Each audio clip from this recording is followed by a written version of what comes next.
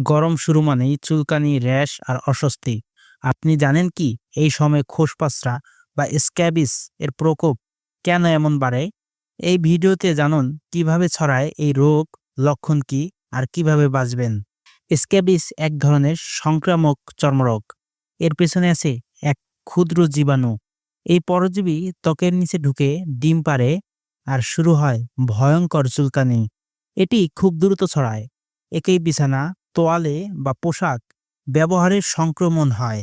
স্কুলে, খেলাধুলার মাঠে শিশুরাও একে অপরকে সংক্রমিত করতে পারে সহজেই।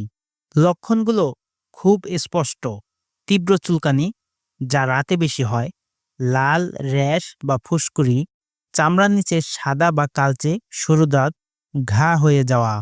এটি সাধারণত আঙ্গুলের ফাঁকে, কনুই, কুচকি, কোমর, স্তনের চারপাশে বেশি হয়।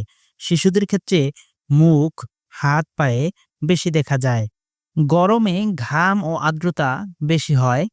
এই পরিবেশে স্ক্যাবিস পরজীবীর বেঁচে থাকার জন্য আদর্শ, তাই গরমকালেই রোগটি ছড়ায় বেশি। চর্মরোগ বিশেষজ্ঞর পরামর্শ অনুযায়ী চিকিৎসা নিন।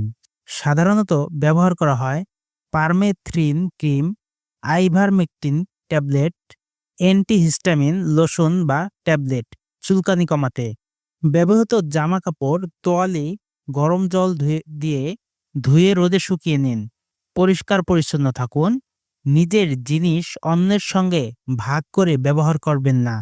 চুলকানিকে অবহেলা নয়, দ্রুত চিকিৎসা নিন। খোসপেঁচড়া মানে কেবল সামান্য চুলকানি নয়, এটি একটি সংক্রামক রোগ। সচেতন থাকলে আপনি এবং আপনার পরিবার উভয়ই নিরাপদ থাকবেন। এই ভিডিওটি যদি আপনাকে সাহায্য করে তাহলে অবশ্যই শেয়ার করুন এবং চ্যানেলটি সাবস্ক্রাইব করুন। আপনিও সুস্থ থাকুন।